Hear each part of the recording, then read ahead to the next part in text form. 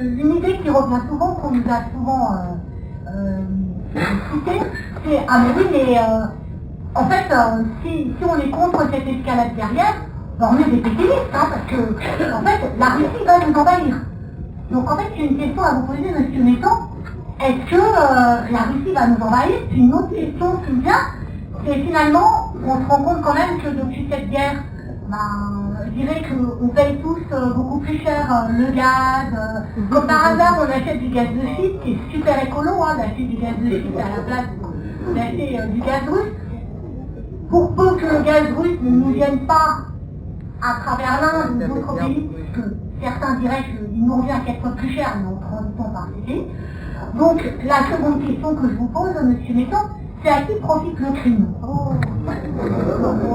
Merci. Merci pour les deux questions. Elles nécessitent pas mal d'explications, mais d'abord la première, effectivement, c'est peut-être pour...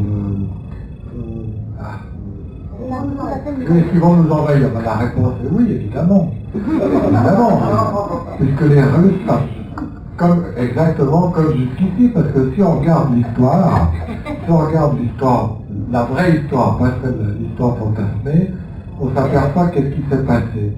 C'est les Russes qui ont été envahis.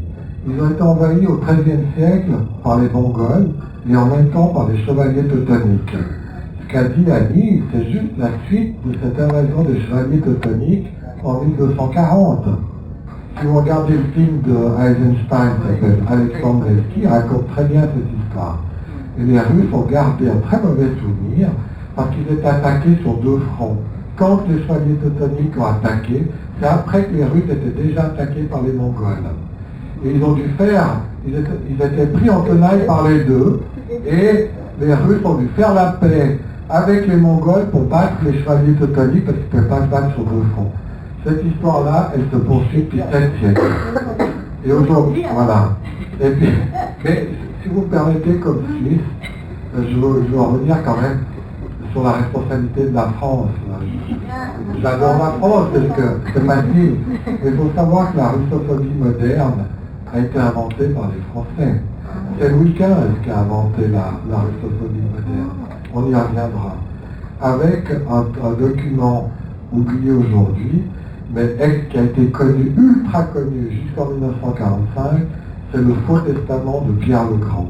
Le cabinet secret de Louis XV a forgé un faux document dans lequel, je réponds à votre question, dans lequel Pierre le Grand, qui est mort donc en 1713, pardon, 20 après, et puis il aurait fait un testament dans lequel il aurait enjoint à tous ses successeurs comme tsars d'envahir l'Europe.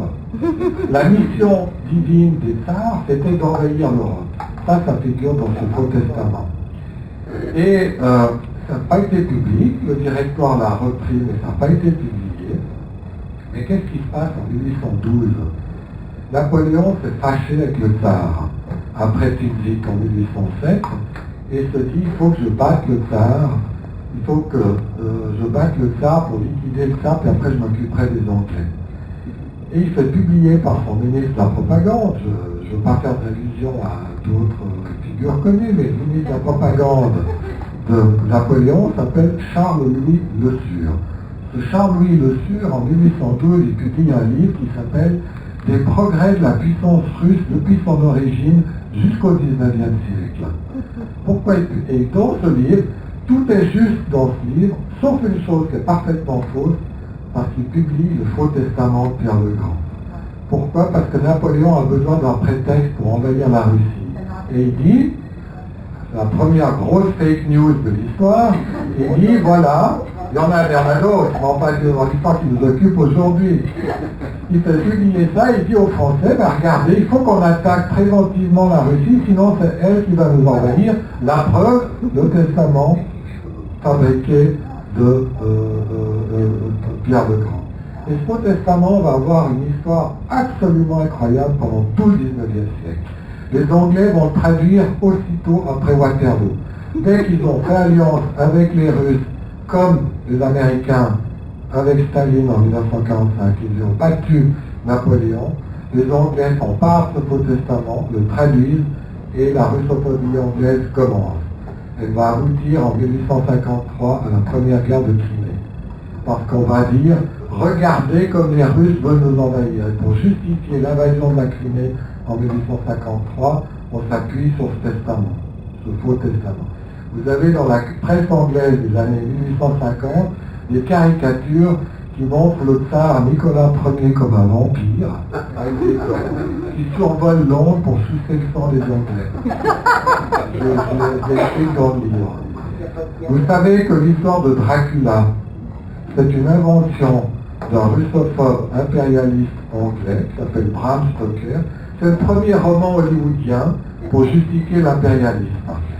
Parce qu'à l'époque, l'origine de Dracula, ça se trouvait dans les Carpates, qui était tout, c'est-à-dire à la frontière ukrainienne, et qui dans une petite partie était du domaine russe. Et Bram Stoker, comme il y avait tout le grand jeu anti-russe en Asie, des Anglais, en Afghanistan, etc., écrit Dracula pour discréditer les Russes. Même phénomène que 1812 avec Charles. Il l'a remis au goût du jour avec un roman, parce qu'il n'y avait pas encore le cinéma hollywoodien à l'époque, mais c'était la même stratégie. Et Dracula, c'est la description exacte de l'aristocrate russe. On a complètement oublié ça parce que les Romains se sont emparés de Dracula pour faire l'histoire nationale, mais à l'origine, le roman de Stoker, c'est ça. Donc vous voyez, et ce faux testament va continuer parce qu'en 1945, comme dit Annie, quand les Américains qui ont vaincu l'Allemagne nazie, qui c'est qui a vaincu les nazis? Ce n'est pas les Américains. 26 millions de Russes tués, soviétiques, disons parce que c'était quand même tout le monde, 200 000 Américains morts en Europe. Aussitôt après la conférence de Potsdam, commence la guerre froide. Elle a commencé là, elle n'a pas commencé en 1947, elle a commencé en 1945 après Potsdam. Oui, enfin bon, après je suis d'accord qu'on peut toujours aller plus profond, mais on va quand même. Et là, les Américains retraduisent, récupèrent encore ce faux testament pour justifier leur attaque, parce que vous avez bien expliqué. Bien que le faux testament ait été, là, rendant hommage aux Français, débunké, comme on dit de nos jours, par des historiens français en 1878. Parce que la France a été russophobe tout le 19e siècle, jusqu'en 1870, parce qu'en 1870, c'est ce qui est arrivé, les Allemands à Versailles, et tout d'un coup, l'ennemi principal de la France n'est plus la Russie, c'est l'Allemagne. Les Français se disent, merde, je vais passer l'expression, comment on va faire quand la puissance allemande monte? Et se cherche une alliance de rebelles en Russie, se rapproche de la Russie. Et comme par hasard, les historiens français prouvent à ce moment-là que le faux testament, que le fameux testament était un faux. Et commence alors le rapprochement de la France avec la Russie. Vous connaissez l'histoire de la guerre de 14. Vous voyez comment des fakes peuvent se poursuivre à travers l'histoire et justifier tout ce qu'on vient d'expliquer. Pour répondre à la question de... Juste, je rajouterais, heureusement que les Russes ne sont pas rancuniers et qu'ils ont su s'inspirer de la Révolution française. Exactement. Et donc, quand je vous dis que les Russes vont nous envahir, je peux répondre que oui, parce que si on regarde dans notre histoire, ça se poursuit, ils n'ont pas arrêté, et ça se poursuit encore aujourd'hui avec la presse d'aujourd'hui en Ukraine, etc. Enfin, c'est pour dire que c'est des vieux trucs, parce que pour moi, la russophobie, elle est ancrée, et donc la dénonciation du pseudo-expansionnisme russe, elle est liée à la puissance russe. Dès que la Russie est faible, il n'y a pas de russophobie. Période Yeltsin, tout va bien. Quand la Russie devient forte, russophobie. Poutine reconstruit l'économie russe à partir de 2000, hop, la russophobie redémarre. C'est lié essentiellement à ça. Et puis la deuxième question, je ne peux pas faire aussi... À qui profite le crime? Bon, ça va très bien, c'est-à-dire que là, en ce moment, c'est aux États-Unis. Chacun a essayé de tirer profit du crime. La France pour des raisons sous Louis XV, pour des raisons évidentes. Après, il y a un document français qui a eu, c'est un best-seller tout le 19e siècle, c'est le livre de Custine, paru en 1843, qui s'appelle La Russie de 1839. Ça a été la Bible de la russophobie dans tout l'univers occidental depuis le milieu du 19e siècle. Lui aussi abondamment retraduit par les Américains à partir de 1945, etc. Donc on voit cette perpétuation du mythe du pseudo-expansionnisme russe, alors que pendant ce temps dans l'histoire, j'ai parlé de qui a été envahi, c'est évidemment pas nous, c'est les Russes. J'ai parlé des Mongols et des chevaliers teutoniques, mais après, il y avait les Polonais qui ont envahi Moscou en 1612. Qui était à Moscou? C'était les Polonais. Donc, troisième invasion, les Polono-Lituaniens. Ça, on oublie, les Polonais oublient de mentionner que c'est eux qui ont commencé, enfin, entre guillemets, c'est pas les Russes qui ont commencé à attaquer la Pologne, c'était d'abord eux. Ensuite, autre invasion, il y a eu Napoléon, déjà cité, puis après deux invasions allemandes, 14-17, et puis 41-45. Et puis il y a eu en 1919, avec des corps expéditionnaires alliés contre le bolchevisme, 18, 19 jusqu'en 21. Donc tout ça, on voit que... Si on est plus contemporain, il faut quand même expliquer que la Russie est un immense continent qui est très peu peuplé. Je voudrais faire juste une petite remarque. 10 millions de morts russes entre 1914 et 1920, dont 7 millions à l'occasion d'une guerre non déclarée en 1918, non déclarée par les 14 puissances les plus importantes du monde, toutes les puissances impérialistes, envers lesquelles la France, l'Angleterre, les États-Unis, etc., le Japon. La légende. Et De Gaulle, quand son premier poste à l'étranger, c'est en Pologne, comme il était le premier, il raconte ça très bien. Je me permets. J'ai un argument qui est l'argument géographique. La Russie, pour parler de la Russie actuelle, la Russie actuelle est le plus grand pays au monde en superficie, avec une population réduite en rapport à sa superficie, il y a un effondrement démographique. Donc c'est l'argument géographique, c'est le cas même type d'un pays riche, il faut préciser, où il y a tout, sauf des bananes et du cacao, mais il y a tout en Russie. En tout cas, tout ce qu'on cherche actuellement, c'est en Russie, terres rares, pétrole, etc., gaz. Donc, c'est le schéma du pays qui se fait envahir, non pas du pays qui peut envahir. Parce que, oui, avec une population instruite, éduquée, etc., et beaucoup d'ingénieurs, comme le répète Emmanuel Todd, je conseille d'ailleurs le dernier livre d'Emmanuel Todd, c'est très intéressant. Donc, c'est le schéma même, c'est des règles géographiques, c'est le pays qui se fait envahir, pas le pays qu'on envahit, qui envahit. Il ne peut pas. Il n'a pas les ressources, humaines pour envahir, et en même temps, il a déjà tout ce qu'il lui faut. C'est un pays, c'est un univers. Moi, j'ai mis une semaine à le traverser en train, ce pays. Voilà, à l'époque, c'était l'URSS. Mais j'ai mis une semaine à le traverser. C'est pour vous dire, en train, le train va plus vite. Effectivement, c'est tout à fait juste. Le problème de la Russie, si on peut dire, l'avantage aussi, le problème, c'est l'espace, effectivement, qui est absolument gigantesque. Quand vous avez fait 6 heures d'avion, vous atterrissez à Krasnoïarsk, vous allez à la gare de Krasnoïarsk, puis vous voyez Océan Pacifique 6000 km, Moscou 6000 km. Donc vous êtes au fuseau horaire de Pékin, il vous reste encore 6000 km à faire pour arriver à l'autre bout.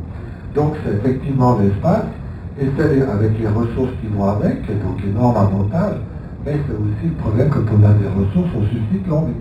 Exactement. Et à qui profite le crime, c'est que ces immenses ressources en matières premières, en pétrole, en gaz, minerais, retraitement. L'uranium, ils n'ont que 20%, c'est le Kazakhstan qui en a plus. En revanche, la Russie retraite 70% d'uranium qui est exploité dans les centrales partout dans le monde. Donc ils en ont même vendu pour $1 milliard en 2023 aux États-Unis, l'uranium. Mais ça, évidemment, les Américains s'en mentent moins. Donc cet immense réservoir de ressources suscite une envie absolument irrépressible, d'une part, et puis effectivement, avec deuxième contrainte, c'est que c'est un pays indéfendable. J'étais cet été dans l'Ural, vous descendez le dernier mont de l'Ural, comme ça, tout droit en direction de l'océan Indien.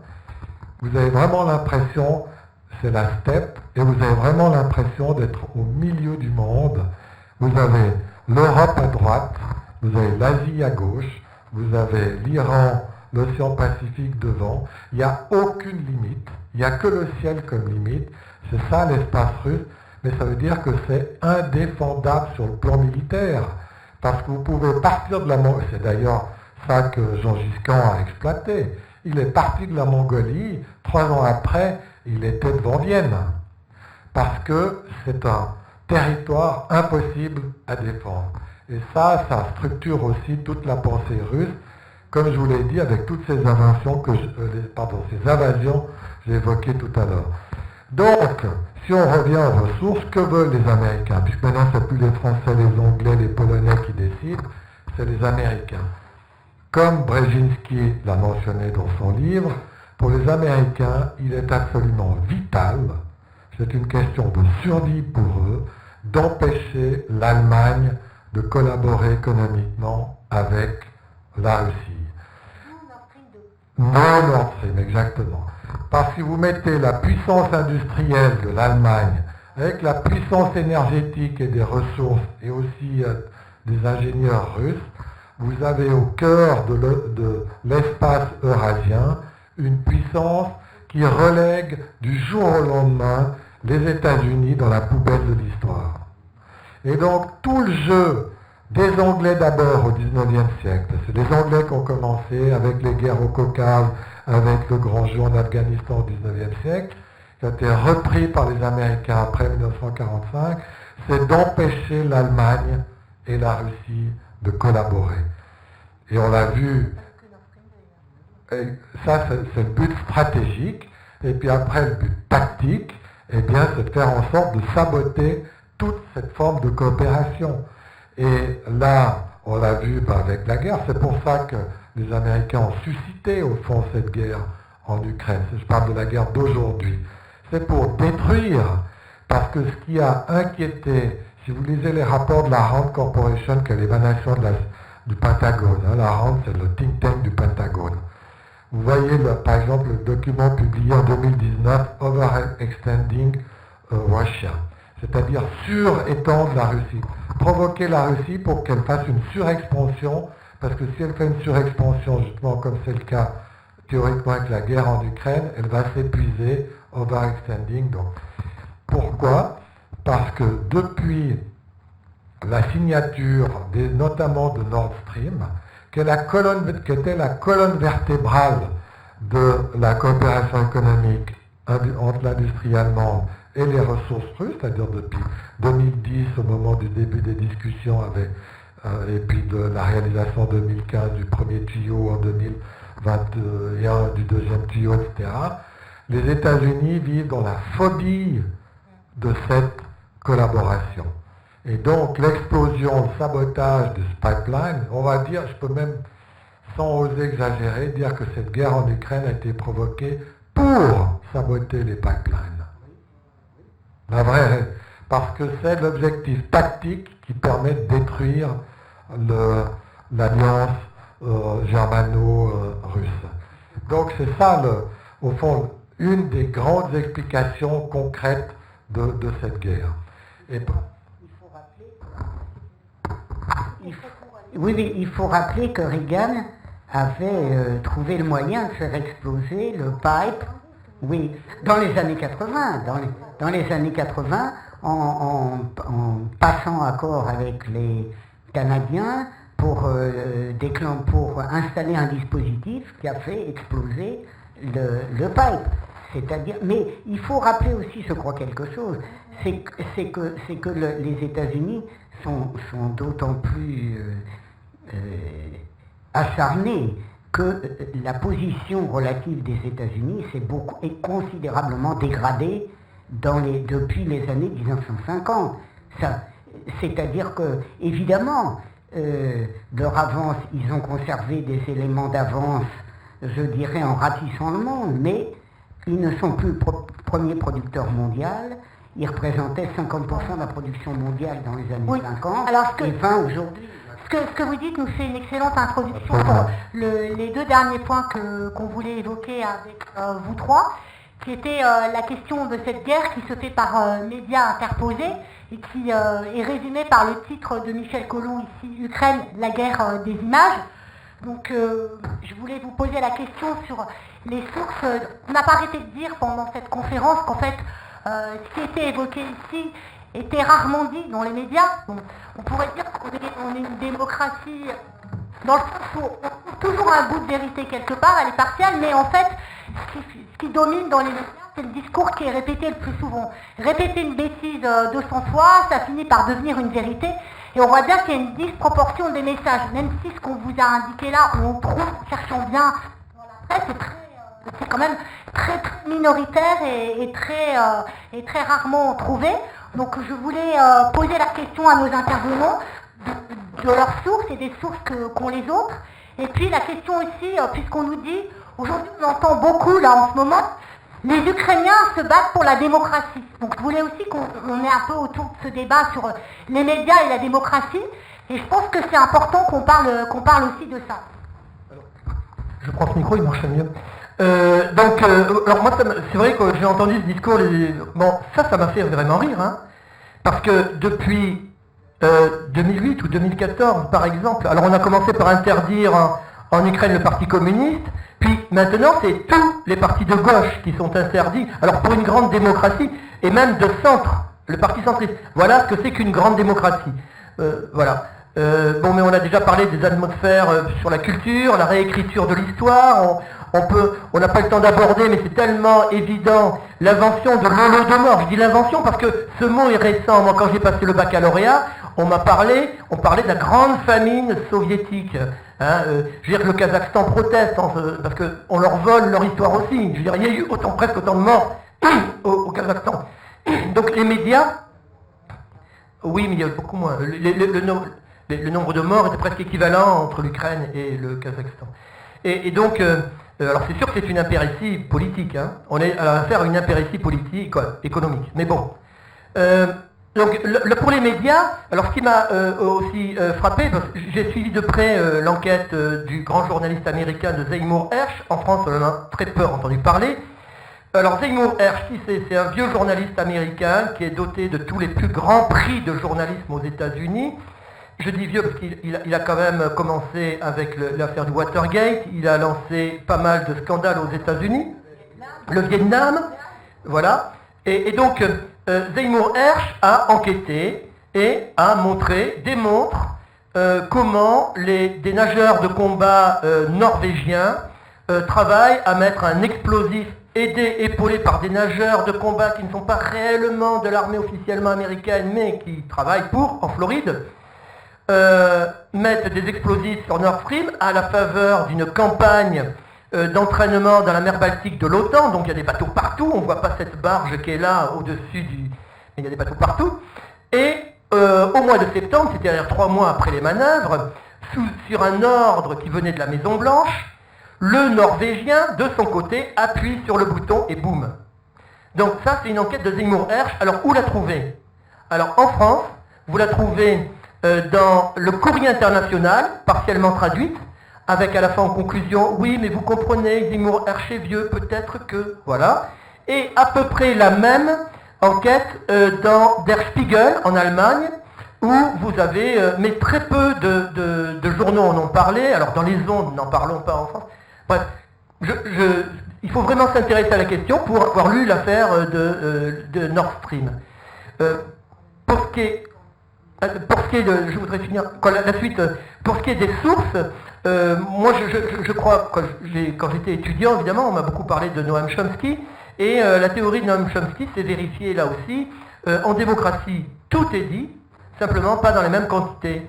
Ainsi, il faut être très très attentif, et Dieu sait que grâce à des confinements successifs et une maladie, non, c'est pas la Covid, non, j'ai la maladie de Horton, et donc je suis resté très longtemps avec de la cortisone à travailler, et à être donc complètement accro et à travailler longtemps. Il faut être vraiment attentif. Ma source, vous voulez la savoir? France Info, par exemple. France Info écrite en ligne. Et à partir de France Info, des références qui vous amènent chez d'autres enquêtes journalistiques et à l'étranger. Donc, je lis l'espagnol, l'anglais et quoi d'autre encore? et un peu l'italien, donc je suis allé voir à peu près ce qui se passait. Il ne faut pas négliger non plus la presse francophone arabe, qui est très intéressante. Le Monde diplomatique est une bible, qui reste le mensuel français le plus lu à travers le monde, je signale. Et donc on a tout, car nous sommes en démocratie, mais il faut être très attentif. Je vais donner 2 références seulement sur Seymour Hersh. Mais qui en avait entendu parler avant? Ah, bravo, quelques-uns, mais vous êtes des spécialistes ici, hein, oh là là. Monsieur Nesson, donc vous êtes journaliste en Suisse, peut-être vivez-vous une autre expérience de la presse? Hélas, non. Hélas, non. Je me dis toujours, ça fait 43 ans que j'ai commencé le journalisme et je suis atterré par l'évolution de la presse et des médias depuis ces 4 dernières décennies. Ça ne veut pas dire que c'était idéal avant, pas du tout, hein, pas du tout, mais il y a un effondrement du souci de diversifier les sources. Première chose, puisqu'on parlait des sources, moi, quand j'étais jeune journaliste, on m'a toujours appris qu'il fallait, si on allait voir, disons, schématiquement, quelqu'un de droite, il fallait après aller voir quelqu'un de gauche, et puis faire la moyenne, je schématise. Mais enfin, sous-entendu, toujours avoir 2 points de vue au minimum pour obtenir une image de la réalité ou de la vérité plus pertinente. Ça a été complètement abandonné. Ça n'existe plus. Pourquoi? Parce qu'on assiste dans la presse à 2 phénomènes. Le phénomène, c'est la presse n'informe plus, elle construit des narratifs. Elle raconte des histoires. Qu'est-ce que c'est un narratif? C'est une histoire. Elle raconte des histoires. Donc à partir du moment où on entre dans la fiction, puisque l'histoire c'est une fiction, enfin dans ce sens-là, pas l'histoire au sens de science historique de Annie, mais dans la presse, voilà, ça devient une fiction, on ne sait plus exactement où on est. Ça c'est une tendance lourde. Ce narratif, il a 2 colonnes vertébrales, la colonne de l'expansionnisme russe, du pseudo-expansionnisme, puis la colonne de la dictature russe. Ce que je dis aussi dans mon livre, c'est un discours structurant sur la russophobie, la manière de voir la Russie. La Russie est toujours dépeinte comme une dictature. Que ce soit une monarchie tsariste, que ce soit un secrétaire général du Parti communiste, que ce soit un président élu, Poutine, c'est toujours une dictature. Voilà. Ça, c'est la deuxième Donc les Ukrainiens se battent bien pour la démocratie, alors si on réfléchit. Absolument. Sauf qu'on oublie de dire que dans cette magnifique démocratie ukrainienne, on interdit tous les partis politiques de gauche, à l'exception du parti du président Zelensky et de ses affiliés. Les 14 autres partis ont été interdits en 2022, les syndicats naturellement, et puis les chaînes de télévision ont été interdites aussi. Alors c'est ce modèle de démocratie-là qu'on essaye de nous vendre sans parler de la corruption, dans la presse à propos du dictateur Poutine. Donc, ça, c'est... La corruption, on se fait un petit coup sur Biden, là? Mais oui, avec Hunter Biden, il faut se faire plaisir, il faut se faire plaisir. Alors moi j'ai pas mal d'amis de la famille aux États-Unis, et donc quand ils ont su que j'avais publié un livre, ils m'ont tous dit, mais bon, nous, la guerre en Ukraine, on n'est pas tellement au courant. Par contre, qu'est-ce que nous parle de l'affaire Biden? Mais parce que moi, mes amis sont de gauche aux États-Unis. Quoi de gauche? C'est-à-dire qu'ils sont démocrates, quoi. Je veux dire, de gauche, on va dire. Et donc ils me disent, mais c'est pas vrai, c'est une fake news, l'histoire du fils. Je lui dis, mais non, c'est vrai.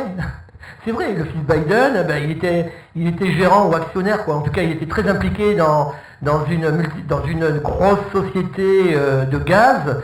C'est-à-dire que vous savez qu'il n'y a pas forcément du gaz en Ukraine. Il y a quelques ressources, mais très très peu. Mais il y a quand même un pipeline russe qui traverse l'Ukraine pour aller en Europe occidentale. Et les Ukrainiens, ils ponctionnent du gaz. Ponctionnent. Et donc, il y a une société qui a été créée avec des investisseurs étrangers et qui gère ce gaz russe ponctionné. Et le directeur, l'actionnaire, le gars qui est très présent, c'est le fils Biden. Mais le fils Biden, il faisait, parce qu'il faut aussi parler un petit peu de cet aspect, il faisait comme beaucoup d'occidentaux à Kiev, il organisait des partouzes. Donc il faut le dire, l'Ukraine est un pays défait, et d'ailleurs très intéressant, un indice, c'est le seul pays on peut compter, comme d'après Emmanuel Todd, comme indice de faillite de ce pays, c'est le taux de location de ventre pour alors il y a l'immigration qui est excessive, ils ont perdu 11 millions d'habitants, mais il y a aussi la location de ventre, donc il y a une prostitution qui est de classe, hein, je veux dire, on a affaire à des Ukrainiennes. Moi je suis déjà allé dans des grands hôtels comme ça, où tout de suite il y a des grandes blondes qui viennent vous aborder et qui ont besoin d'argent. Et donc l'occidental les aide, et l'homme, le mâle occidental. Là, il n'est pas question d'abus sexuels dans ce pays. Mais Biden, donc le grand scandale Biden aux États-Unis, c'est qu'on a retrouvé son disque dur et où il filmait ses parties fines. Hein, et voilà. Donc ça c'est le gros, mais la partie financière, il la voit pas les Américains. Après, on va conclure sur les perspectives et ensuite on vous passera la parole. Ouais, sur la presse, je voudrais juste faire une remarque. On parle beaucoup de la presse, mais on oublie souvent de dire ce qu'est la dépendance de la presse envers ceux qui la détiennent.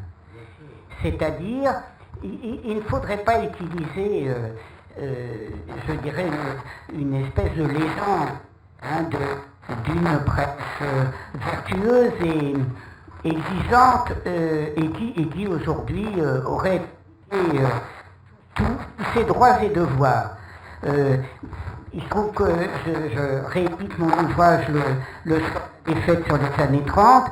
Bon, la presse, elle était détenue par la en France, par la Banque de France, par le comité des forges, par le comité des assurances, bon, par le comité des houillères, etc.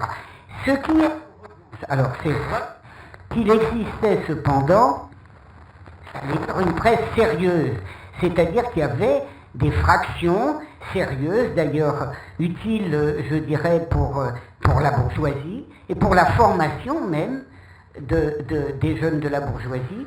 Il faut mesurer ce qu'est aujourd'hui la dégradation de la formation de nos élites, de l'information même de nos élites, compte tenu de l'enseignement sciences politiques, qui reste.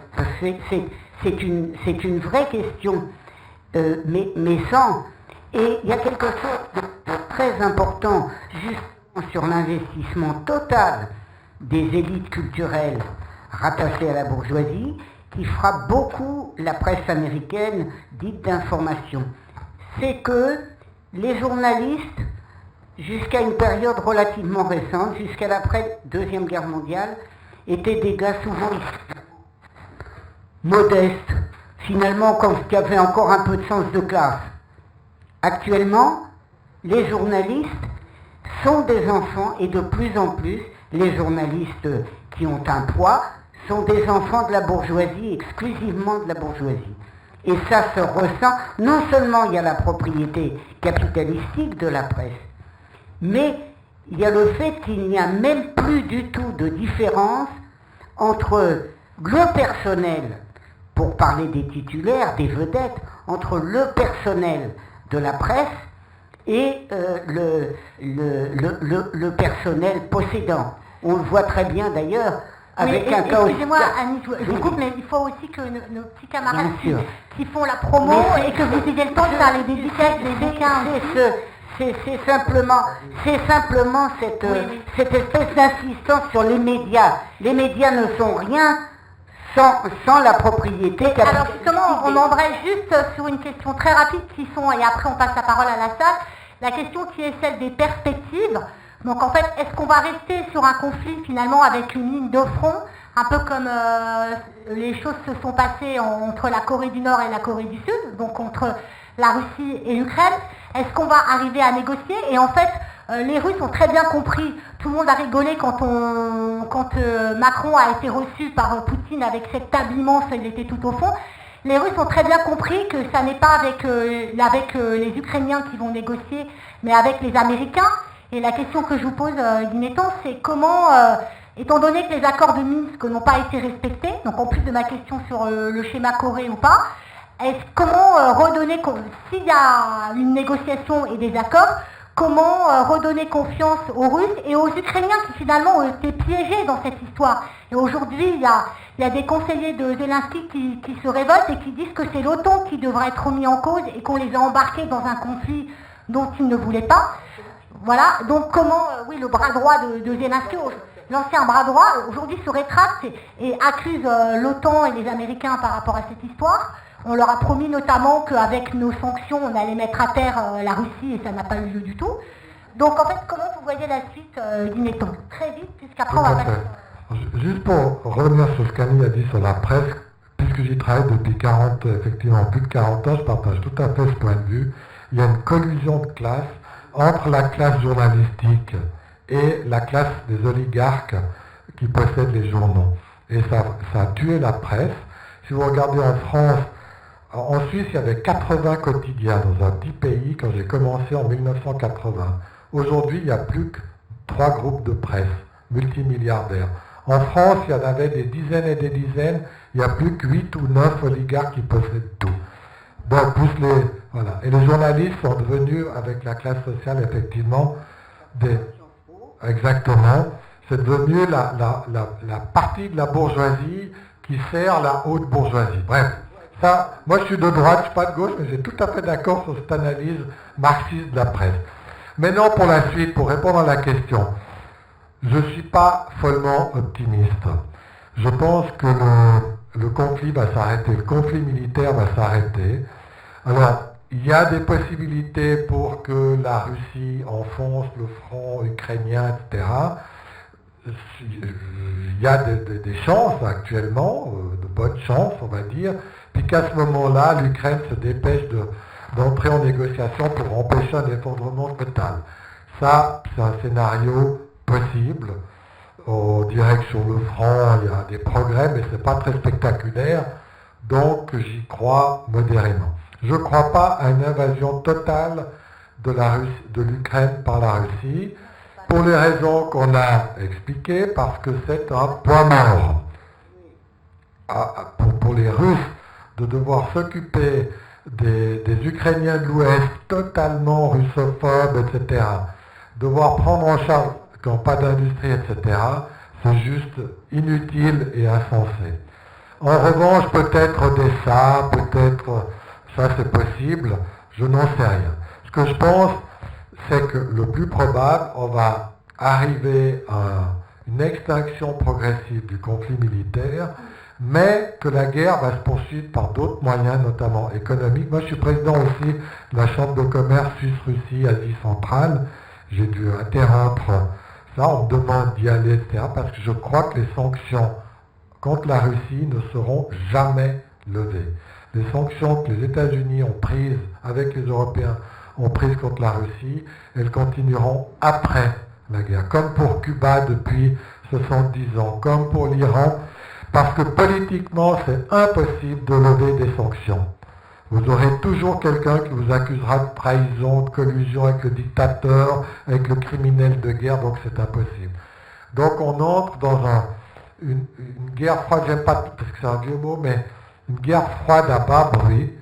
On entrera dans cette perspective-là après la cessation des hostilités militaires, que j'espère le plus rapide possible, parce personne n'a intérêt à la poursuite de ces massacres. Mais une guerre froide à bas bruit, on en est quand même à 320 000 morts. Oui, alors voilà, donc voilà. On ne peut pas dire que ça arrêtera tout. Pour ça, le scénario, on va dire coréen, alors je sais que beaucoup de gens l'excluent, n'aiment pas ça, mais paraît relativement, en tout cas pas insensé. Merci à tous les trois. En fait, nous avons eu une chance d'avoir Michel Collomb, et nous avons la nécessité, un grand intérêt de passer la parole à la salle. Donc je ne sais pas si je fais avant ou après. Est-ce qu'on prend Michel Collomb? Oui. Voilà, alors on va essayer.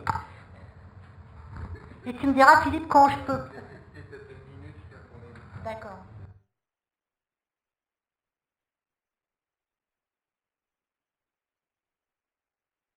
Depuis 2 jours, on parle de grandes manœuvres de l'OTAN généralisées. Qu'est-ce que vous en pensez?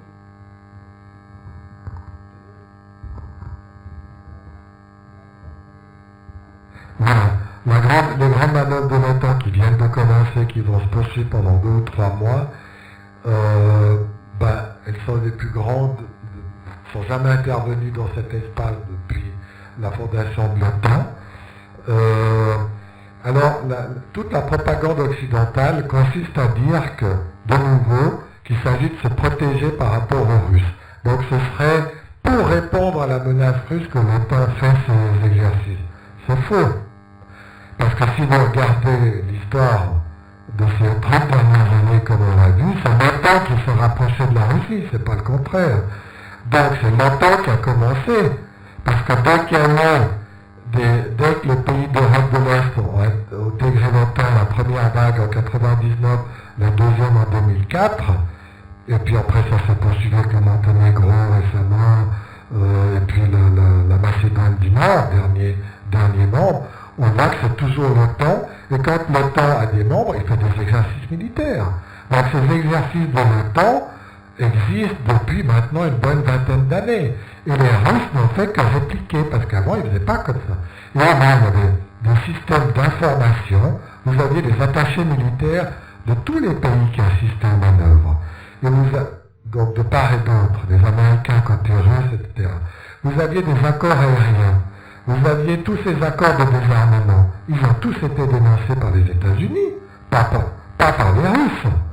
Les accords ABM, les accords ABM, les accords INF, les accords de survol du ciel, tous dénoncés depuis 2002, je crois, par les États-Unis. Donc voilà la réponse à votre question. Et ce qu'on peut craindre, c'est que l'OTAN cherche maintenant à être plus efficace.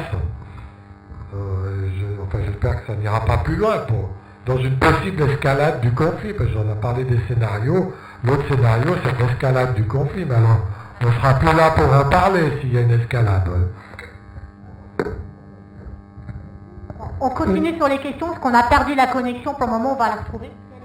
Oui, j'ai une question en ce moment. Dans la mesure où les Américains avancent bien sur leur projet sur l'Iran via Gaza, etc., et un peu ça se met en place sur la Chine, est-ce que là ils n'ont pas besoin que se conclue l'histoire de l'Ukraine, dont pour l'instant ils ont pu eux-mêmes au niveau des forces pouvoir investir, oui. Il faut en terminer là-dessus. Non, le marron chaud, le patate chaude, c'est l'Union Européenne qui va la prendre visiblement. Vous êtes le dernier voyage de notre, je ne sais pas si on peut dire encore ministre, de Monsieur Séjourné, donc celui qui a bafouillé en Ukraine, et Emmanuel Macron, sa communication, c'est encore quelques millions. Emmanuel Macron, il a reviré, vous savez, il disait qu'il ne fallait pas trop inquiéter la Russie et l'humilier. Et on a commencé par donner des chars qui étaient très vieux, des AMX-10, dont on n'avait plus de munitions, puisqu'elles n'étaient pas au format OTAN. Et puis maintenant, je vais vous donner les chiffres, vous allez voir combien ça nous coûte, parce que c'est nous qui payons. Alors, maintenant, nous livrons donc un char européen normal, ça coûte 8 millions d'euros, un char normal. Un char normal, c'est les chars allemands, 8 millions d'euros. Mais nous, on donne des scalps, c'est des missiles franco-britanniques, ça s'appelle Storm Shadow en Grande-Bretagne. Le missile, 2,3 millions. Le missile. Je me souviens qu'en début décembre, on en a envoyé 10, les Ukrainiens en ont envoyé 10 en Crimée. 10 pour détruire 2 bateaux qui étaient en cale sèche.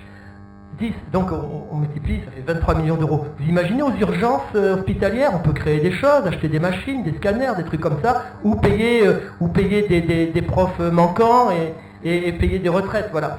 Alors un canon César, là j'ai besoin de votre aide, peut-être que quelqu'un peut m'aider ici, parce que j'ai calculé pour mon livre, à partir d'un article dans les Échos, du programme des 32 canons César qu'on a livrés à l'Ukraine, on ne les a pas tous livrés d'un seul coup, parce qu'il a fallu qu'on les retire au Maroc, qu'on rembourse le Maroc, qu'on fâche avec le Maroc déjà pour en donner 2 à l'Ukraine au début.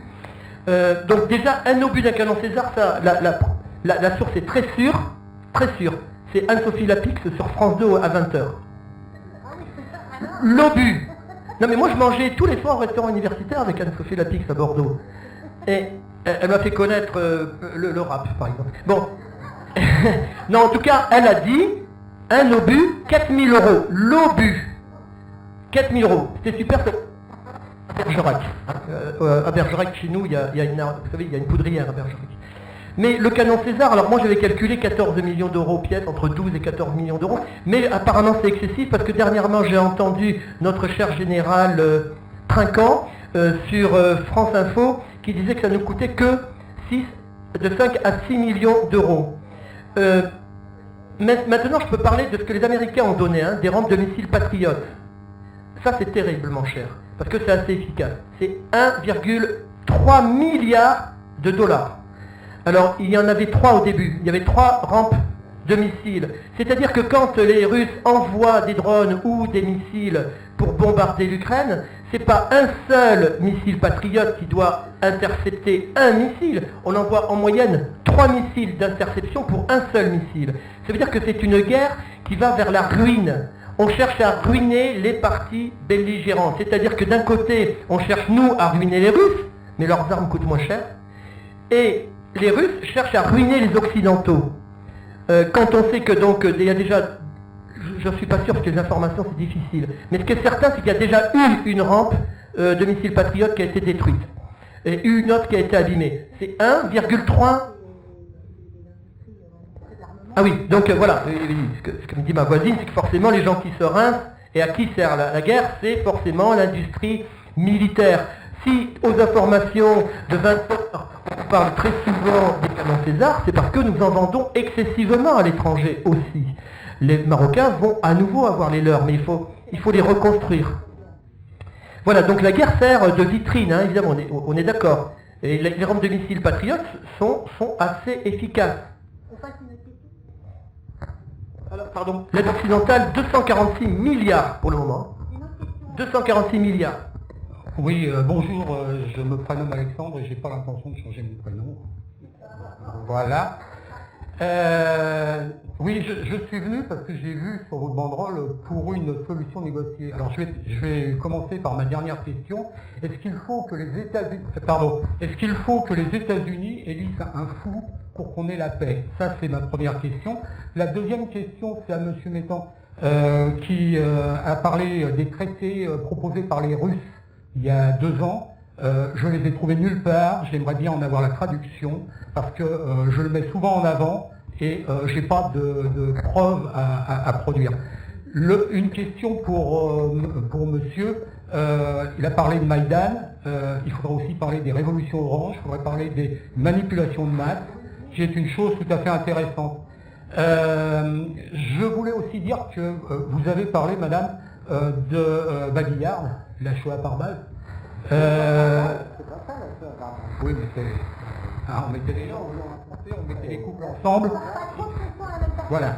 Et donc, l'Allemagne qui a été libérée par l'armée rouge, aujourd'hui, nous voyons des tanks allemands prendre le même chemin que des tanks nazis. Moi, ça me choque. Oui, voilà.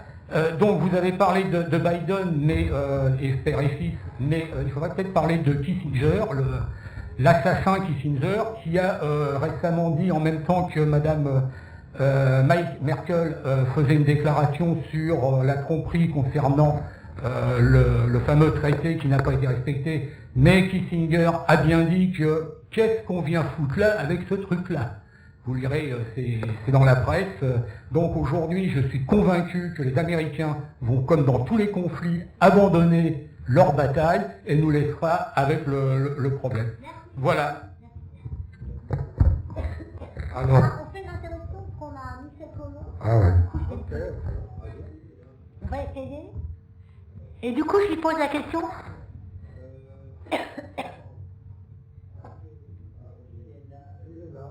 Bon, si on entend, ça sera bien. Bonjour, vous nous entendez? Oui. Bonjour Michel, c'est un plaisir de vous avoir. Vous êtes une des rares personnes à avoir parlé de la dimension sociale et politique du conflit dans le Donbass, presque je dirais du conflit de classe, puisque la population du Donbass est extrêmement ouvrière, extrêmement syndiquée, extrêmement politisée, et que justement Zelensky, mais même avant lui, un certain nombre de droits syndicaux ont été retirés aux Ukrainiens et notamment à la population ouvrière, sans parler des travailleurs détachés, etc., etc. Donc on pourrait s'étonner que la gauche se soit pas engouffrée pour justement ne pas soutenir ce conflit comme elle l'a fait, mais le soutenir à l'inverse pour aller vers la paix. Hein, on se demande, la gauche. Il y a des minorités qui sont massacrées, on la voit pas. Voilà, il y a des ouvriers qui se battent contre l'oligarchie, on la voit pas, on s'interroge. Donc, est-ce que vous pouvez nous développer un peu tout ça et nous donner votre avis, Michel Collomb? Oui, c'est très important.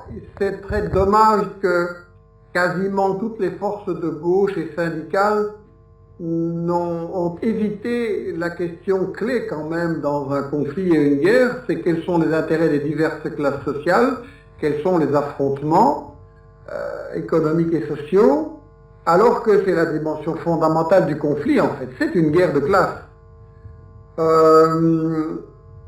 En fait, d'abord, je ne vais pas dire qu'il y a deux Ukraines, mais il y a en tout cas des régions avec des histoires, des cultures et des attitudes de classe très différentes. Je ne veux pas dire que tous bons à l'Est et tous mauvais à l'Ouest, bien sûr. On sait que dans toutes les régions, beaucoup de forces ont participé à la lutte contre le nazisme, à l'Union soviétique, mais n'empêche que, comme un lait de l'histoire, il y a une différence très marquée entre l'Ouest, plus catholique, plus agricole, plus réactionnaire, beaucoup plus collabo avec le nazisme et en général avec les puissances impériales, et à l'Est beaucoup plus ouvrier, orthodoxe, avec une longue tradition d'abord de participation intense à la création de l'Union soviétique, ensuite à la résistance contre le nazisme, et un développement économique et social important qui fait que l'Ukraine était clairement une république forte et au point de vue économique et au point de vue social dans l'URSS, avec d'ailleurs des prises de position dans le référendum et tout ça, disant on veut rester soviétique, on ne veut pas du tout être dirigé par ces forces de droite et réactionnaires, et certainement pas par les fascistes d'Azov qui ont toujours joué un rôle important dans cette Ukraine. Et ça, c'est complètement absent. Alors, pour se concentrer sur la dimension récente, ce qui est tout à fait escamoté de l'histoire médiatique officielle, c'est que dès que l'Ukraine passe dans de nouvelles mains, il y a les oligarques qui, comme en Russie et ailleurs, se ruent sur les propriétés d'État, sur les usines, les acquièrent pour une bouchée de pain grâce à la corruption et à la complicité, ou les acquièrent carrément par la violence. On a par exemple un Kolomoïski, qui est le milliardaire parrain de Zelensky, c'est lui qui a fait sa carrière politique. Lui, sa méthode, y compris contre d'autres oligarques, c'était de débarquer avec des milices armées dans un conseil d'administration d'une grosse entreprise ou d'un holding, et de dire, ben, c'est plus vous maintenant, c'est moi. Par la violence, qui lui a valu évidemment des problèmes avec Porochenko et avec d'autres, et finalement la réprobation des États-Unis.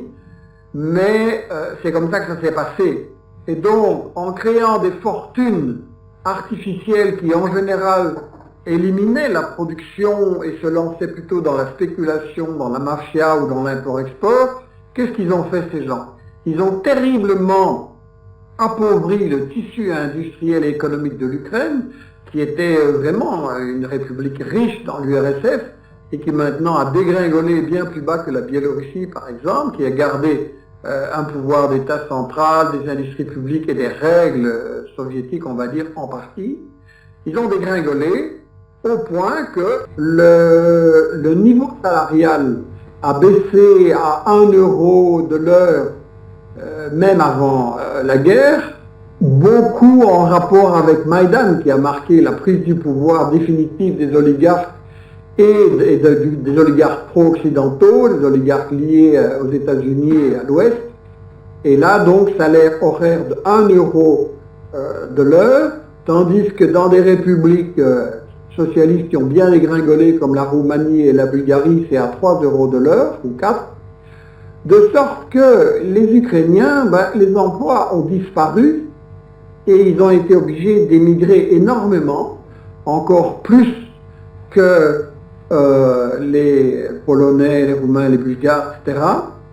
Et ils ont émigré soit à l'ouest, où on les a retrouvés dans les chantiers navals de Saint-Nazaire, par exemple, dès 2002, il y en avait 900, dirigés par une firme sous-contractante des chantiers lituanienne, encadrés par des fachos israéliens. On les a retrouvés dans des métiers de chauffeurs de camions, dans le bâtiment, dans la restauration, dans les vergers, des choses comme ça. Beaucoup en Allemagne aussi, où c'est évidemment une main-d'œuvre bien exploitable. Alors il y a une déclaration très intéressante au deuxième jour de la guerre, le 25 février 22, par Bourlange, qui était en tout cas à ce moment-là le président de la commission des affaires étrangères, et il déclare le 25 février 22, on va avoir une immigration importante, bien qualifiée, dont on pourra tirer profit. On, c'est le patronat français. Et donc on se retrouve dans ce discours hypocrite où officiellement les étrangers sont rejetés, refusés, traités de profiteurs, on incrimine les passeurs de main-d'œuvre, des choses comme ça, alors qu'en réalité, en ruinant l'économie ukrainienne, on a forcé les gens qui veulent faire survivre leur famille à venir chez nous. Mais l'important, c'est qu'ils viennent chez nous, qu'ils soient bien qualifiés, qu'on n'ait pas payé leur formation et qu'ils ne soient pas syndiqués, qu'ils n'aient pas de droit et qu'on puisse donc les exploiter comme des esclaves. Même l'Union européenne, et je montre des photos dans le livre Ukraine, la guerre des immeubles, même l'Union européenne a construit un de ces bâtiments de prestige avec de la main-d'œuvre en noir, payée 3-4 euros quand elle était payée, rien bien entendu si vous êtes malade ou accident de travail, rien comme retraite, etc. Même l'Union européenne fait ça. Donc ça montre bien à quoi l'Ukraine sert. Et Zelensky s'est inscrit, lui, dans l'accélération de la politique néolibérale, c'est-à-dire qu'il a justement dénoncé plusieurs dizaines de conventions du travail de l'OIT, il a voulu imposer ses mesures, il a ramassé des grèves syndicales, il a aussi ramassé des grèves des syndicats paysans qui protestaient contre le fait qu'on détruisait ce qui restait un peu des droits des petits paysans hérités de l'Union soviétique, et on bradait les terres pour BlackRock et d'autres compagnies françaises aussi, qui ont fait main basse sur les terres agricoles de l'Ukraine, qui ont toujours été très convoitées parce que extrêmement fertiles. Donc, on s'est retrouvé avec Zelensky qui, grâce à la guerre, grâce à la loi martiale, a réussi à faire passer des lois néolibérales antisociales extrêmes et à transformer l'Ukraine en accord avec BlackRock. Et là, il y a tout un chapitre dans le livre que nous avons fait avec Daniel Garcia, qui est présent parmi vous, si je ne me trompe, au stand. Il a beaucoup aidé à ce livre. Et donc, on a montré que BlackRock et Vanguard, mais surtout BlackRock, est très intéressé à la privatisation et à la réorganisation complète du capitalisme en Ukraine. Il a même dit que l'Ukraine devait être un laboratoire du capitalisme à sa manière. Et BlackRock est un phénomène très sous-estimé qui en réalité a maintenant une influence énorme dans les conseils d'administration du CAC 40 et de toutes les grandes sociétés capitalistes occidentales. À l'Élysée, il est reçu par Macron une fois par an au moins, et il dicte ses volontés. Il a aussi placé toute une série de dirigeants dans l'administration Biden, en Allemagne pareil. Donc c'est un phénomène très important, et BlackRock, ce sont vraiment les requins de la maximisation des bénéfices et de la suppression des droits sociaux de tous les pays où ils s'installent. Donc on doit absolument lire la guerre en Ukraine, qui n'a pas commencé en 22, qui a commencé bien avant, qui s'est beaucoup aggravé avec le coup d'État organisé par les États-Unis en 2014, mais je suppose que vous en avez parlé ce soir. Voilà, donc c'est vraiment une accélération de la guerre de classe. Et ce qui est, et ce sera ma conclusion pour le moment, ce qui est très grave, c'est qu'on a des forces politiques et sociales et syndicales en France qui font le silence total sur ça, comme s'il y avait juste une sorte d'Ukrainiens, tous d'accord avec l'Occident, tous d'accord avec ce qu'on appelle la démocratie, et en réalité, ça cache, comme je le dis, et qu'il faut vraiment inciter, et il faut les interpeller sur ça, vous collaborez avec les pires des oligarques. Donc, ça veut dire que vous allez continuer à paupériser les travailleurs ukrainiens, que vous allez donc avoir de plus en plus de travailleurs ukrainiens qui vont venir en noir, en France, en Belgique, etc. Et ça va détruire les conditions de revenus, les conditions salariales, les conditions de travail des travailleurs français, belges, etc. Donc c'est quand même une responsabilité importante et il faut interpeller comment est-ce que vous vous retrouvez avec les oligarques contre les travailleurs ukrainiens. Très bien, merci Tata. J'ai pas fini, est-ce que vous avez encore... J'avais encore une question, Michel Collomb. Vous avez écrit donc le titre de votre ouvrage, Ukraine, la guerre des images. J'ai beaucoup apprécié dans les premières pages, vous mettez cette photo émotion qui a permis de créer un narratif pour enclencher la guerre, de ce soldat ukrainien qui pleure et que les médias ont titré comme une photo étant celle d'un Ukrainien qui part du côté de l'armée de Kiev pour aller se battre, alors qu'en fait, quand on revient aux sources, on se rend compte que ce soldat part avec l'armée des fédéralistes ou des autonomistes du Donbass, et que ce soldat ne part pas à la guerre alors que les Russes sont entrés en Ukraine, ce qui servirait à nous apitoyer, mais qui part à la guerre 2 jours avant. Donc de lui-même, il a décidé d'aller soutenir les autonomistes. Donc ma question est, le rôle des médias, il n'a pas été joué à une hauteur digne dans ce conflit, et il conduit l'opinion à finalement une impasse. On est là justement pour essayer de faire basculer cette opinion. Donc qu'est-ce que vous avez à nous dire sur les sources? Prenons 1 ou 2 exemples flagrants de sources falsifiées, et comment vous voyez les possibilités de renverser l'opinion en France sur ce conflit, sachant que quand les choses vont mal, en général, les rats quittent le navire. Et aujourd'hui, on se rend compte qu'on commence à entendre vaguement, même sur LCI, qui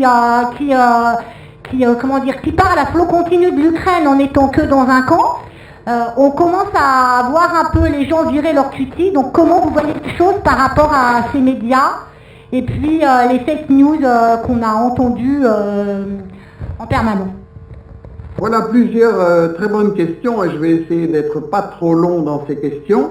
Effectivement, le but du livre était de montrer que les médias manipulaient l'émotion, manipulaient les sources présentant parfois les victimes comme des agresseurs et inversement, ou prenant des images d'autres conflits carrément.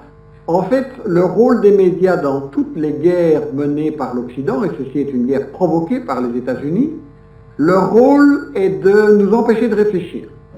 Il faut nous prendre par l'émotion, par les tripes, et qu'on voit les images de souffrance et qu'on dit qu'il faut arrêter ça, et que du coup, on adopte la présentation de ces images qui est faussée. Et donc, comment réagir par rapport à ça? Eh bien, je crois que, justement, le fait qu'on ait réussi à faire ce livre, à propos duquel tous les médias mainstream refusent de débattre parce qu'ils savent bien que c'est on dit la vérité, on a réussi à le faire grâce à un collectif Test Média, dont plusieurs membres à Paris, Daniel, Pauline, que je salue, et c'est un peu la réponse à votre question. Nous avons besoin de renforcer le travail de vérification de l'image, d'enquête sur la désinformation, pour alerter les gens autour de nous. On manipule vos émotions, on vous empêche de réfléchir, on cache les intérêts dans ces guerres, et ça se passe dans toutes les guerres. Je ne vais pas développer maintenant le fait que ça s'est passé aussi en Irak, en Libye, en Syrie, Cuba, Venezuela, c'est chaque guerre, le Yémen aussi. Donc la question que tu poses est fondamentale. Les gens n'approuvent une guerre que parce qu'on les a manipulés, généralement avec un grand média mensonge initial. On a eu les armes de destruction massive pour l'Irak, on a eu le soi-disant bain de sang que Kadhafi allait exterminer tout le monde en Libye, on a eu la même chose pour la Syrie avec un soi-disant bombardement chimique. Chaque fois, il y a eu Ratchak pour la Yougoslavie pour remonter en arrière, il y avait eu les couveuses, bien entendu, pour la première guerre contre l'Irak.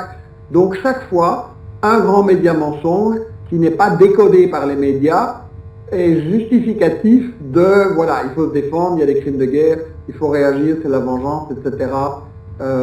C'est donc fondamental. Si nous voulons arrêter les guerres, nous devons devenir des contrôleurs des médias, des éducateurs sur les médias. Nous devons devenir absolument des comités de vigilance sur la désinformation. Il n'y a pas de guerre sans mensonges, et si nous arrivons à démasquer ces mensonges, nous pouvons avoir augmenté beaucoup les chances d'arrêter la guerre et de les empêcher. Parce qu'il faut savoir qu'après l'Ukraine, après Gaza, après le Yémen qui est maintenant attaqué, enfin c'est depuis longtemps, il y aura d'autres peuples dans le monde qui vont se faire attaquer. Il y a toute une liste de peuples qui sont sur la liste des États-Unis et de la France.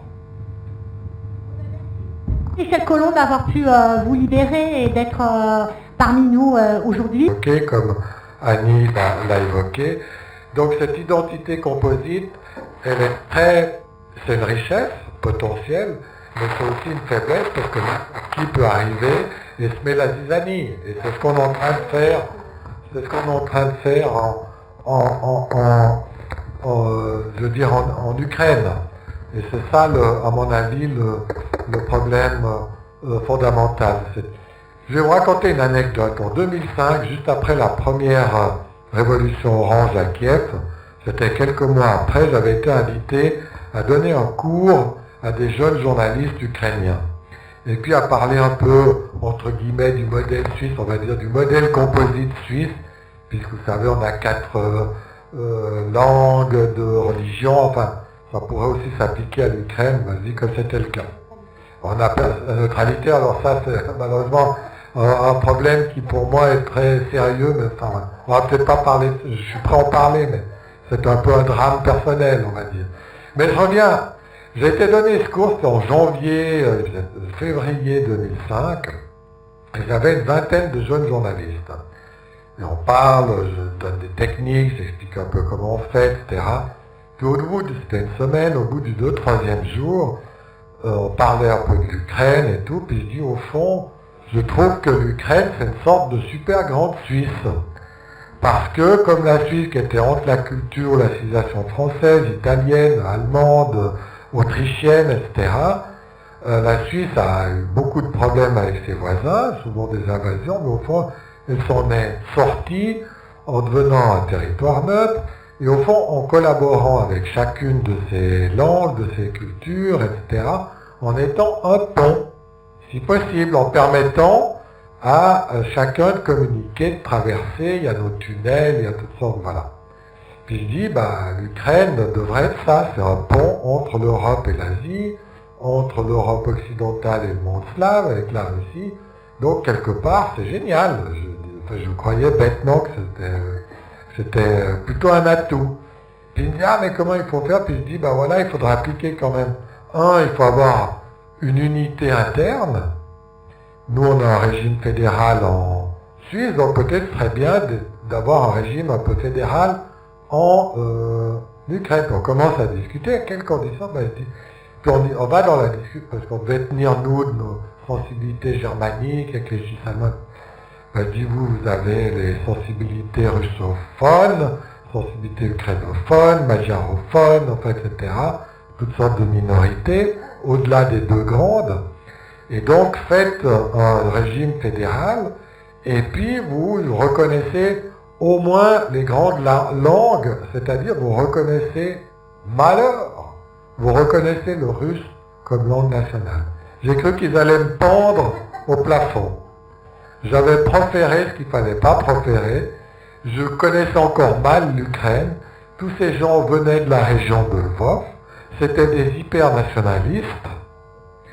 Ils ne pouvaient pas supporter l'idée, en 2005, de reconnaître le russe comme langue nationale.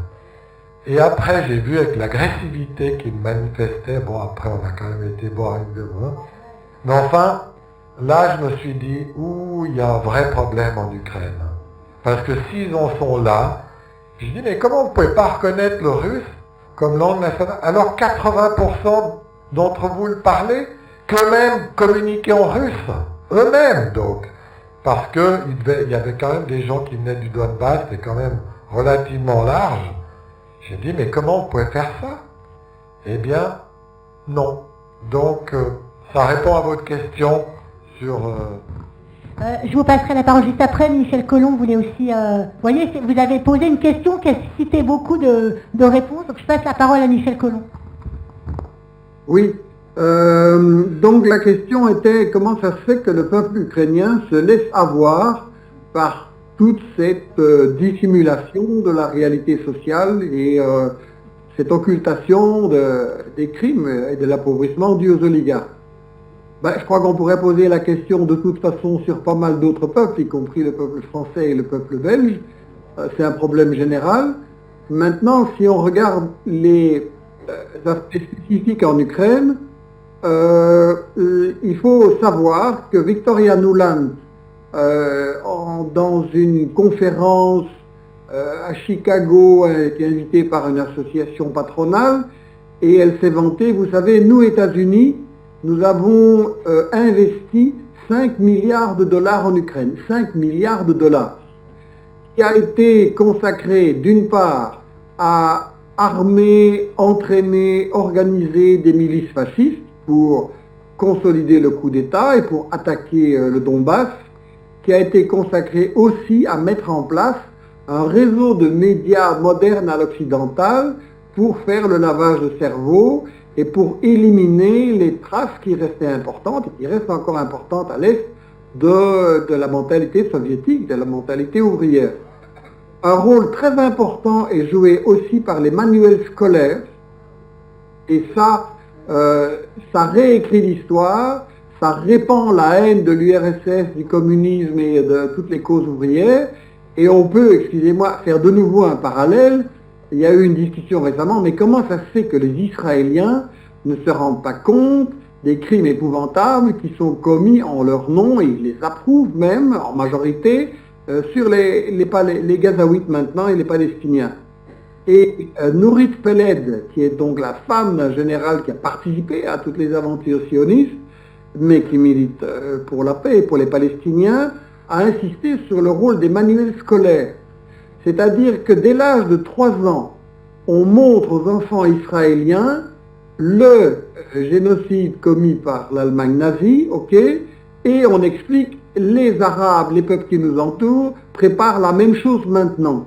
Et donc elle insistait qu'il y avait un véritable traumatisme, y compris, c'est montré de façon tellement spectaculaire que les enfants font pipi au lit, on la trouille, etc. Et donc on les éduque, on les intoxique dans un esprit de si on ne veut pas subir de nouveau l'Holocauste, le génocide, on doit être plus fort que les autres et donc c'est une justification de ces crimes. Donc il faut encore, pour revenir à l'Ukraine et conclure, insister sur le fait qu'à partir de Maïdan et de 2014, il y a eu des milices qui ont assassiné les gens de gauche, ça a été une politique systématique avec la complicité de l'État. Des oligarques aussi ont financé eux-mêmes des milices nazies, Kolomoïski par exemple, pour attaquer la gauche et la dissuader de façon par la violence, quoi. Maïdan lui-même était une énorme violence. Donc, de ça, on peut tirer comme leçon que, pas seulement en Ukraine comme je le disais, mais aussi en France et en Europe occidentale, le problème c'est la faiblesse de notre riposte sur les médias. Si nous n'arrivons pas à nous organiser pour mener la bataille de l'information, avec nos moyens à nous et notre style à nous, moi j'appelle à une véritable guérilla de la contre-information, si nous n'arrivons pas à nous organiser pour ça, c'est foutu, on va gagner aucune bataille. Donc voilà, c'est pour ça que j'incite, et ceux qui veulent donner des coups de main, vous vous rendez compte qu'il y a un travail énorme. Contactez mon camarade parisien Daniel Garcia et donnez des coups de main à notre collectif Test Média. On a vraiment une liste de choses importantes à faire pour éveiller les gens et leur faire comprendre le fond de ces conflits. Merci Michel Collomb, on doit bientôt rendre la salle. Annie Lacroix, vous voulez juste compléter Je voudrais rappeler que on a l'air sidéré parce que la gauche manque à tous ses devoirs. Mais les organisations de gauche sont détruites en France, comme elles sont détruites dans une partie considérable des pays occidentaux depuis une 60aine d'années. Donc, ce qui nous arrive, c'est ce qui est arrivé en 14. Ça fait des décennies qu'on le perçoit. que des organisations révolutionnaires ont cessé de l'être. Évidemment, ça ne se proclame pas, tant sur le plan strictement politique que sur le plan syndical, et par conséquent que la gauche soit dans l'état où elle est, y compris la gauche anciennement radicale, ça demande évidemment une analyse sociale, sociologique, des rapports entre classes, des victoires remportées par le capitalisme. Moi, je voudrais faire une remarque par rapport à ce que dit Michel. Je suis en effet, j'ai passé ma vie à essayer d'informer sur le plan historique. Je crois qu'il est absolument indispensable qu'on le fasse. Je crois qu'il est aussi, parce que ce serait sinon avoir des tendances à la démobilisation par découragement. Il faut quand même qu'on se rappelle que l'idéologie dominante est l'idéologie de la classe dominante. On ne contrera l'information, que le peuple ne contrera la fausse information que quand il prendra le contrôle de l'information. Donc c'est évidemment, moi je suis pour les petits ruisseaux qui doivent devenir gros, mais quand même, non, il n'y aura pas de contre-information efficace tant qu'on en sera dans cette situation générale. Il faut être sérieux quand même. Merci. Donc finissons sur une note. Encore une dernière question. Et après, on enchaîne sur les bouquins et les échanges entre nous, parce que c'est aussi ça les... Et peut-être, madame, ça fait longtemps, mais alors très vite et des réponses très courtes. Ça fait une demi-heure là que j'essaie Oui, de poser la question. excusez-moi. J'en prie. Oui, simplement, je voulais rebondir sur la question qui est un peu transversale, qui a été abordée par différentes personnes sur la question de l'économie. En juin 2022, Emmanuel Macron, au salon Eurosatory, avait dit « La France entre dans une économie de guerre ». Et donc, ce que l'on voit à l'heure actuelle, c'est quand même une marche. Si on regarde par exemple le cas des États-Unis, les États-Unis sont littéralement, eux, d'ores et déjà dans une économie de guerre, puisque le fait qu'ils ont peu de chômage vient notamment du fait qu'il y a des dépenses militaires considérables. Et donc, j'aurais aimé avoir votre sentiment là-dessus, sachant par exemple que Emmanuel Macron va se rendre fin janvier, il va aller en Suède. Donc à la clé, il y aura des contrats militaires, il y aura aussi un contrat, ils vont faire l'équivalent du contrat qui a été signé par Rishi Sunak tout récemment. Donc ils ont conclu une aide militaire assez importante. La France va s'engager là-dedans. L'Allemagne, comme tous les pays européens d'ailleurs, obéissent à l'OTAN en renchérissant leur budget de la défense. Et évidemment, ce qui est dans la cible, c'est bel et bien la Russie. Donc j'aurais aimé avoir votre... voilà, si vous avez quelque chose à dire là-dessus. Merci. Je vais prendre la deuxième question en même temps, ça sera la dernière question, et je demanderai à Guinéton une réponse très courte.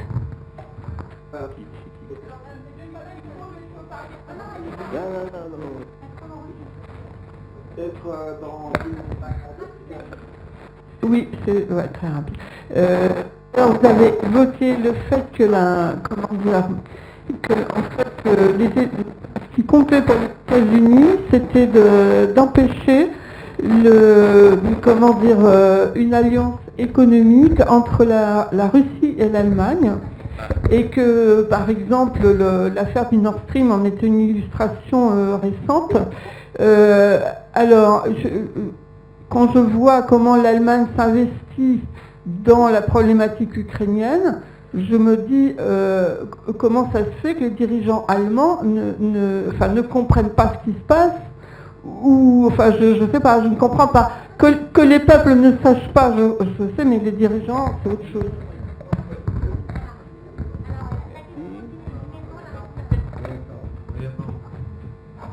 Alors, concernant Macron, c'est vrai que, bon, je regarde les choses de Suisse, on a l'impression qu'il est souvent en guerre, parce qu'il était déjà en guerre contre le Covid, là il est en guerre en Ukraine, puis je crois qu'il a encore fait une conférence de presse, c'était quoi? Oui, voilà, en guerre pour la démographie, donc, bon, ça a l'air d'être un état d'esprit. Bon, vous excusez une petite ironie, mais enfin, amicale. Non, plus sérieusement, pour moi, l'Occident est en guerre depuis longtemps, mais je dirais depuis qu'Eisenhower a fait cette allusion au complexe militaro-industriel. Parce que pourtant, lui était un général. C'était lui qui commandait l'armée alliée en Europe en 1945, donc il savait quand même à peu près de quoi il parlait. Donc quand il quitte sa présidence en janvier 61, il fait cette fameuse réflexion sur le complexe militaro-industriel. Ça veut dire quoi? Ça veut dire que l'industrie de guerre militaire est étroitement en connivence, interconnectée avec le reste de l'économie. Alors c'est pas la totalité de l'économie, on est bien d'accord, mais ça montre qu'on est dans cette disposition d'esprit depuis lors. Et aux États-Unis, qu'est-ce qu'a fait le lobby militaire? Il a implanté des usines dans chaque État pour pouvoir acheter, pour pouvoir corrompre chaque gouverneur, chaque élu, parce qu'évidemment, qui dit usine dit main-d'œuvre, donc sous-entendu, si vous ne votez pas les crédits militaires, ben on va licencier. Donc on est dans cette perspective-là, dans un pays qui a eu 218 guerres en 250 ans d'existence, donc voilà, état permanent.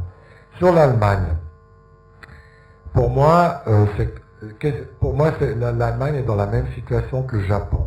Elle a perdu la guerre, et depuis donc la Deuxième Guerre mondiale, et depuis lors, elle a un maître. Et ce maître, c'est les États-Unis.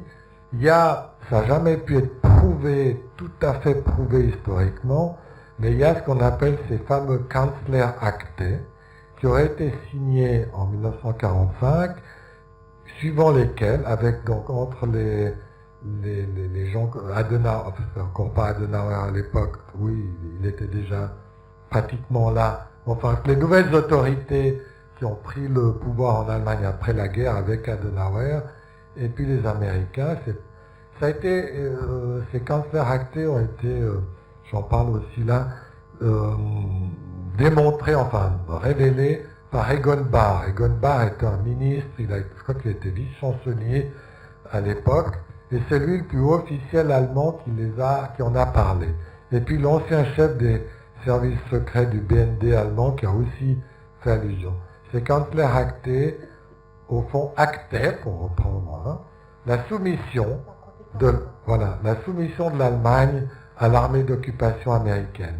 Et ils n'ont jamais été démentis, donc ça explique cette suggestion de l'Allemagne, parce que chaque fois qu'il y a un truc important, les Allemands se soumettent aux États-Unis, j'entends. Pas aux Européens, mais aux États-Unis. Ça peut être un élément d'explication qui explique pourquoi Scholz s'est complètement déculotté devant les États-Unis. Il n'y a pas que les Allemands, naturellement, déculottés devant les... Voilà. Oui, mais c'est une question sur l'Allemagne, mais c'est une question qui se pose pour toutes les classes dirigeantes d'Europe et pour toutes les classes dirigeantes de la zone d'influence américaine.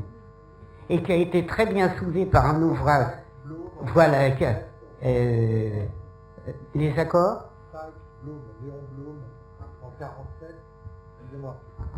Léon Blum signe les accords avec les Américains Sykes, c'était son pendant américain. C'était des accords culturels qui prévoyaient, en échange du plan Marshall, le fait que le cinéma américain avait préséance sur le 46 ou 47, et oui, voilà, oui, pardon, je cherchais le mot, Sykes, c'est le, oui, Bloomberg, oui. Sykes, c'est Sykes-Picot, merci Anne. Bloomberg, oui, tout à fait, c'est moi. Donc, c'est la suggestion de la culture française à la culture américaine, c'est ça, la réalité. C'est juste pour montrer un exemple. Voilà. Non. 30 secondes, alors 30 secondes. Parce qu'il faut vraiment qu'on libère la salle et je voudrais pas que nos amis libraires soient venus pour rien. Juste pour dire ce que disait la police en 1943, la bourgeoisie française, mais c'est valable pour toute la bourgeoisie de l'Europe. La bourgeoisie française voit que l'Allemagne est cuite, elle se tourne vers les États-Unis et l'Angleterre, enfin ça a été plutôt les États-Unis, et elle considère que son coffre-fort doit être désormais défendu par le soldat anglais ou le soldat américain. On n'est jamais sorti de cette problématique. Voilà, comme l'explique le néerlandais Kees van der Pijl dans un ouvrage tout à fait intéressant qui n'a pas été traduit et qui s'appellerait, s'il l'était, la classe dirigeante atlantique. Ben, écoutez, merci à tous. Votre question sur l'Allemagne me permet juste un lien. Paradoxalement, l'Allemagne est un pays qui accepte de se faire harakiri. C'est la plus grande puissance industrielle européenne. C'est le pays qui accepte de se faire harakiri. Et le paradoxe, c'est que c'est quand même le pays qui, contre cette guerre, et contre l'escalade guerrière, arrive à mobiliser le plus. Et j'avouerai que pour moi, c'est une énigme. Parce qu'ils ont quand même réussi à Berlin, et j'espère qu'on arrivera à faire la même chose. Ils ont réussi à faire à Berlin une manifestation où il y avait presque 500 000 personnes. Et il y a une pétition qui circule, qui a été initiée par deux femmes. Une femme qui est féministe et une femme anciennement de Die Linke, qui atteint presque les 1 million de signatures. Voilà, une nouvelle organisation. Mais bon, même avant de former son organisation, elle y était parvenue. Donc à quand la France parviendra à faire cela? Donc je vous remercie vraiment de vos questions pertinentes, d'être venus nombreux. Ça nous a fait vraiment plaisir, je crois qu'on est dans la bonne voie. N'oubliez pas de vous inscrire en achetant des bouquins à nos amis libraires qui ont eu la gentillesse de venir. Et puis n'oubliez pas de nous laisser vos coordonnées pour la suite. Et la vidéo sera enregistrée et on va la mettre sur les réseaux sociaux, sur le site d'Apocalypse Now. Merci à vous.